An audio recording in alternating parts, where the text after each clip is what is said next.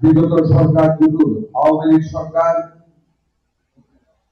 এবং কেয়ারটেকার সরকার, দুটি সরকারের আমলে প্রাইভেট বিদেশি দাতা গোষ্ঠী আমাদেরকে বিনামূল্যে এবং কম মূল্যে ভ্যাকসিন দেওয়ার জন্য সদা সর্বদা প্রস্তুত থাকে। সেইটা না নিয়ে প্রাইভেট লোকের কাছে কেনার জন্য, অর্থ মারার জন্য, লুটপাট করার জন্য তারা সেই টিকা সংগ্রহ করে নেয়।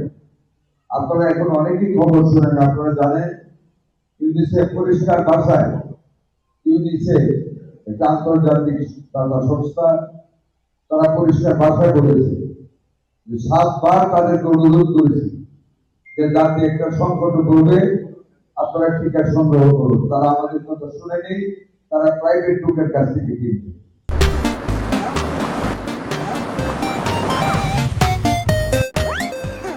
প্রাইভেট লোকের কাছ থেকে লাভবান হওয়ার জন্য ত্যাগ দরবার ঠিক হয় নাই বলে তারা টিকা কিনে নেই। যে কারণে 2020 সালের ডিসেম্বর মাসের পর থেকে বাংলাদেশে কোনো টিকা প্রদান করা হয়নি বিজেপি অথবা হামে।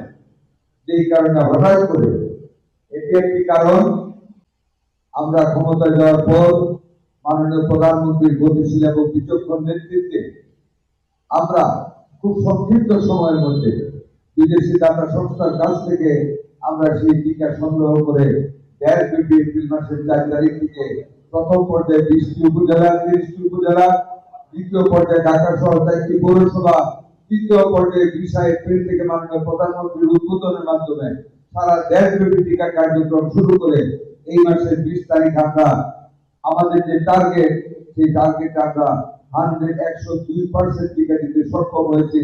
টার্গেটের চেয়ে বেশি 2 কোটির উপরে আমরা টিকা প্রদান করেছি। যদিও মৃত্যুটা এখনো আছে, গতকাল 17 জন মারা গেছে, কিন্তু রোগীর সংখ্যা কমে আসছে।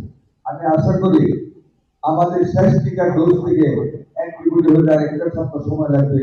এর মধ্যে আশা করি আমরা হামের প্রাদুর্ভাব অনেকটা কমে যাবে। এরই মধ্যে বাংলাদেশের বিভিন্ন জেলা থেকে হামের প্রাদুর্ভাব অনেকটাই কমে গিয়েছে।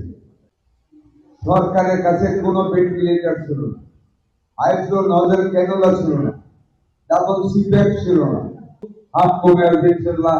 আমরা গত বিশুদ্ধভাবে আপনারা দেখেছেন অনেকগুলি ভেন্টিলেটর, অক্সিজেন কনসেন্ট্রেটর, আইসো নজল এবং এরই মধ্যে আমরা ডেঙ্গুকে মোকাবেলা করার জন্য 1 লক্ষ স্যালাইন আমরা